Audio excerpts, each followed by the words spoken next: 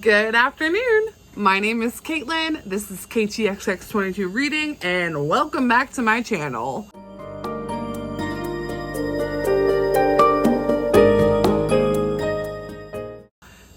How's it going? I am coming at you today with a book review, book gush, whatever you want to say, because I fucking loved this book, period. End of discussion, fly it out the window. What book is that, might you ask? In the Dream House by Carmen Maria Machado. It is her memoir, and shut the front door, get yourself in the vehicle, take yourself masked up to Barnes & Noble, or get online, clickety clack clack, order yourself a book from your closest independent bookstore or wherever you want. Go to the library, get it on digital. I don't care. I don't care where you go. I don't care what you do. Get your hands on this and enjoy its majestic wonderfulness. I had the great pleasure of listening to the audiobook from my library. Machado narrates the audiobook, and her voice compiled with her writing style and the format that this book is written in is chef's kiss amazing. It's I've never read a book in this format. It is written in the style of vignettes that have different titles, and so each vignette is written in a different stylistic way. So In the Dream House, done in pulp fiction, so written as if it were a pulp fiction novel. In the Dream House as lesbian erotica, written as if it was lesbian, and so on and so forth. I have emotions, I have feelings. I felt so deeply for Carmen Maria Machado, and it dredged up old feelings that I have from past traumas. And I think that it will resonate not only with the lesbian and LGBTQ plus community, but also with the straight community. As a cisgendered female, straight female, I loved this. I had no issues connecting with her story, her talking about her overcoming this horrendous relationship that she was in, and the things and the traumas that she was a part of. There's not enough discussion surrounding abuse within the LGBTQ plus community. It's not all rainbows and butterflies, contrary to the flag.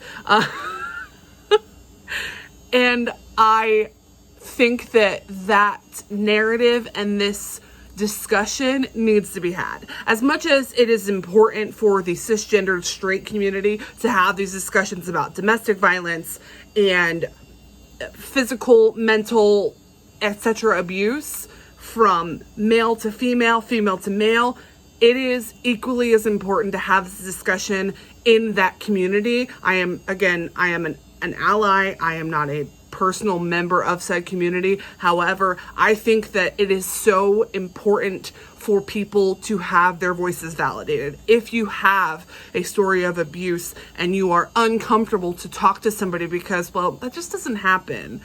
There's no way that your girlfriend would abuse you. You're also a female. That doesn't, no, we are well aware that females commit abuse against their significant others regularly, and vice versa. Why would that be surprising?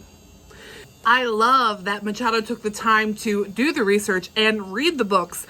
I think that having a written history of this happening, these occurrences happening, and is so important for people to come together, to feel comfortable, to have a movement like the Me Too movement, to feel like when they tell you about their abuse, you will listen to them and you will understand. And even if you don't understand, you believe the words that they are telling you.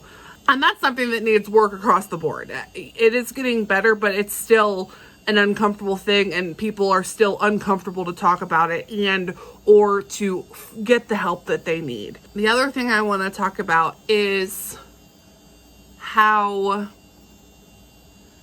in this book Machado talks about her friends coming together to support her and being witness to her living in and having the repercussions of being in this relationship.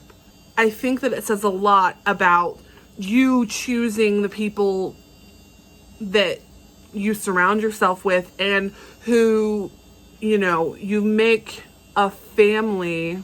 You get to choose your family. And that's contrary to the popular belief that you don't get to choose your family, you get to choose your friends. No.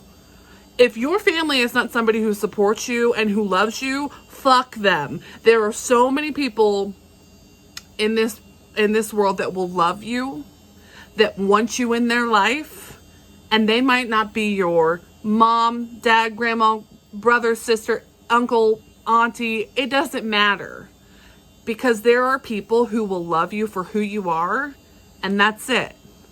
They don't ask you to bring anything to the table. They just want you in their life.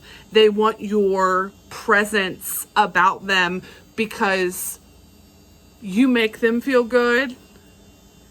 You bring something to the table that they want and that they need and that they love and that they appreciate. So I'm not with the brand of saying that you don't get to choose your family. Well, sure, you're born into the family that you're born into if you're talking blood relatives. However, if that family is no longer serving you and no longer bringing you joy and making you feel comfortable, or is harming to your mental health, say goodbye. You do not need them. Especially if you have already surrounded yourself with people who love you and care about you and treat you the way a family should treat you. So I love that message. Yes, there's the overlying message of speaking out against domestic violence within the LGBTQ plus community, but also this is a book about friendship and choosing yourself and surrounding yourself and the things that come out of those abusive relationships. If you are lucky enough to have the people around you who advocate for you and who are willing to catch you when you fall.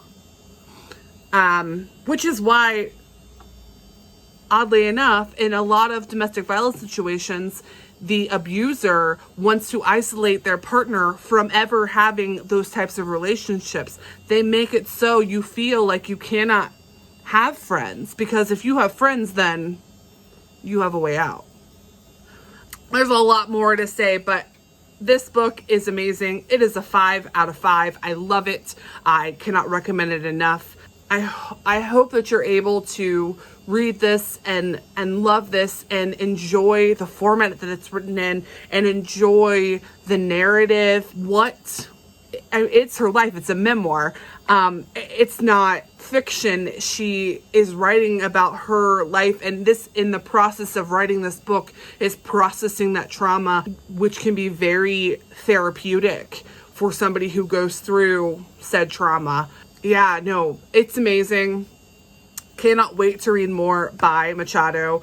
I am really mad at myself for sleeping on this author. I just recently finished my first Jeanette Winterson book, and again, I have been sleeping on lesbian authors. These women are amazing, and where have I been? Like, my feminist insides need to come out and read these books and just revel in their magnificence. Anyway, that's all I've got for you today. Please comment, subscribe, all the good stuff. Have an amazing weekend.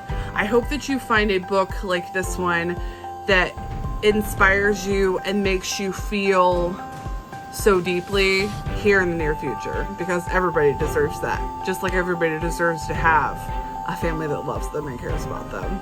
I will talk to you guys later. See you in the next video. Bye!